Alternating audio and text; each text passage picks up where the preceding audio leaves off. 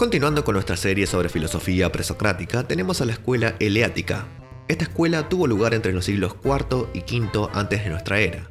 El nombre le fue dado debido a que Parménides y Zenón, dos pensadores fundamentales de esta escuela, provenían de Elea, ubicada en Italia. Para los eleáticos, el universo es una unidad inmutable. Es algo que está más allá de nuestros sentidos, de nuestra cognición.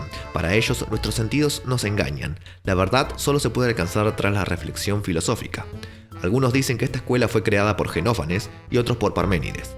Pero bueno, pasemos directamente a estos máximos exponentes para ver de cerca la filosofía de la escuela eleática.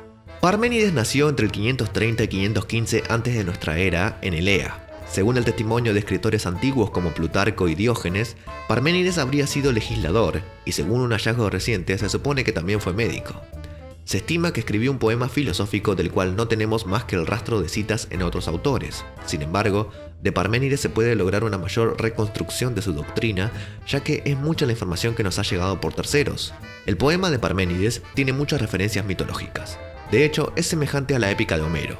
En este poema se divide en dos revelaciones. La primera es tratada como vía de la verdad. Acá, Parménides se encarga de explicar lo que es, o más bien dicho, el ser. Tomemos en cuenta que mucho más adelante, con Platón, por ejemplo, tendremos citas a las doctrinas de Parménides, en donde incluso hay diálogos enteros sobre la cuestión del ser y las ideas. Según Parménides, el ser, o lo que es, no puede no ser, y viceversa. Es decir, aquello que es, justamente es, existe. Este cambio, en filosofía, se lo conoce como generación, génesis, que es el paso del no ser al ser.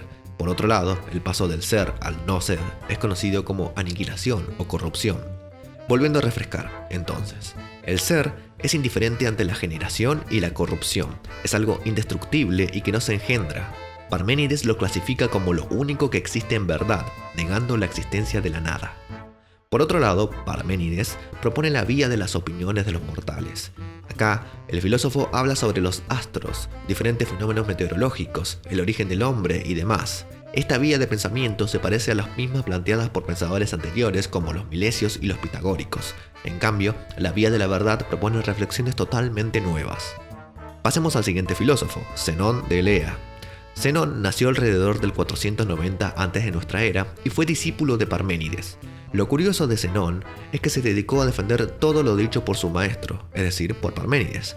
Zenón, siempre defendiendo lo dicho por Parménides, trata de probar que el ser es homogéneo y que el universo es una única unidad. Se considera que fue el primero en utilizar el ad absurdum, es decir, tomar por hipótesis lo contrario de lo que se considera cierto y mostrar las falencias que conlleva tomar esto como verdadero. Es decir, tomaba como verdadero las opiniones de sus adversarios, que para él claramente eran falsas, y a partir de eso demostraba las incongruencias que se generan. Dado este breve paso por Zenón, pasemos al siguiente filósofo, Xenófanes. Xenófanes nació alrededor del 580 y 570 antes de nuestra era. Se conservan citas a su obra de autores posteriores y a partir de esta misma información se puede reconstruir aproximadamente su doctrina. Xenófanes está vinculado a la escuela de Mileto.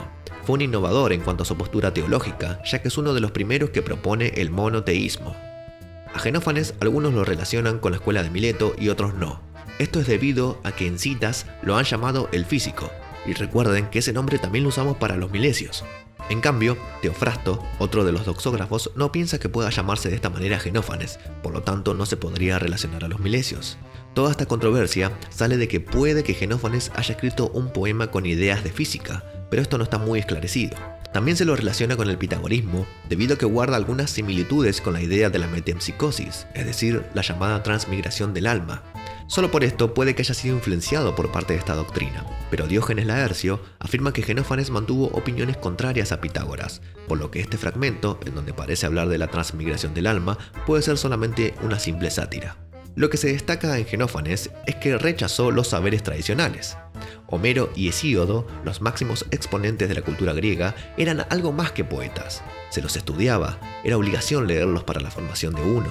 Por esto, podemos también vincularlo a los milesios, ya que él quiere dejar de lado el pensamiento mitológico y pasar a algo más sólido.